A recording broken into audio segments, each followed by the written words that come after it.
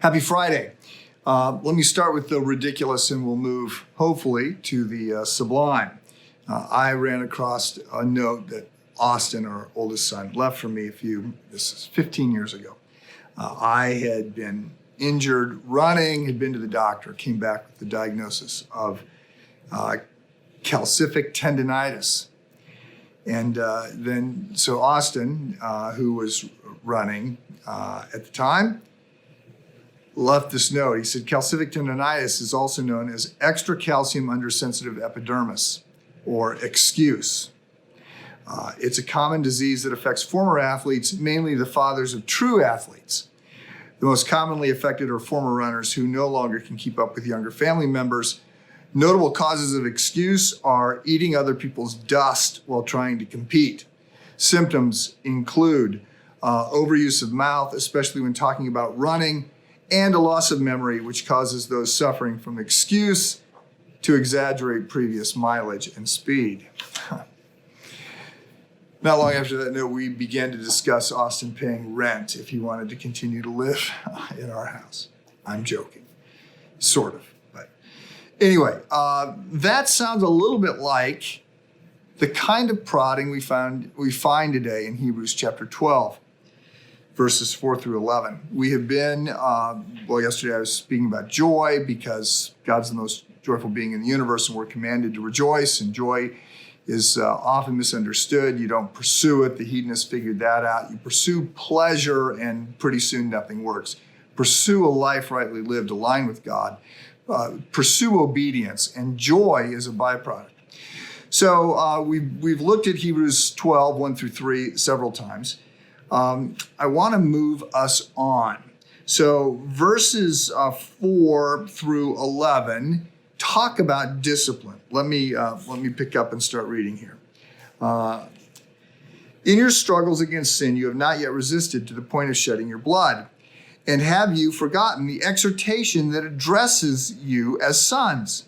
And then this is a quote out of the Old Testament. My son, do not regard lightly the discipline of the Lord, nor be weary when reproved by him, for the Lord disciplines the one he loves and chastises every son whom he receives.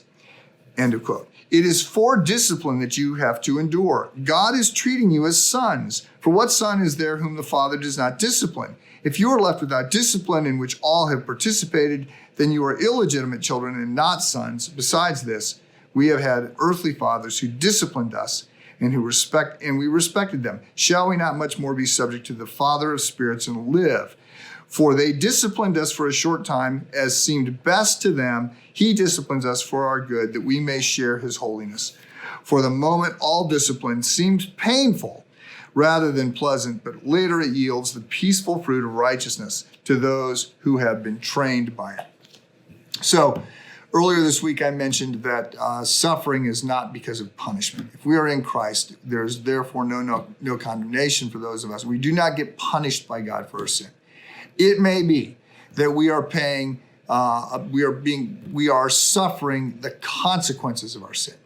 It may also be that we are suffering because simply we live in a broken world and many things have gone wrong because of the general effect of sin. All of creation groans under sin. It could also be that we are under discipline. God disciplines those that he loves, those that are his children.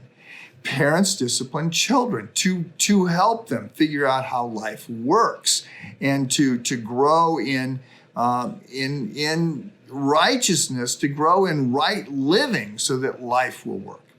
So it sounds like a coach. Sometimes God is like a coach pushing us, giving us hard things to do, not because they're hard and he wants us to suffer, but because there is good on the other side of that. So if you are suffering right now, and many of you are, if you are struggling under all kinds of challenges, whether they're physical or financial or emotional or whatever, it could be that these are consequences of sin. It could be that these are the result of living in a broken world. It could be that it's because God is refining you. And even if it's not sort of intentional refining, the kind of hardships that he has sent in order for us to be purified, He can always use things. What other people may mean for evil, he can use for good. So if you are suffering today, look for the way that this suffering can allow you to grow. Know that he is not punishing you. He loves you. He wants the best for you. That may mean that you're going through a difficult season in order to be refined like gold that will be even purer in the end. Have a good weekend.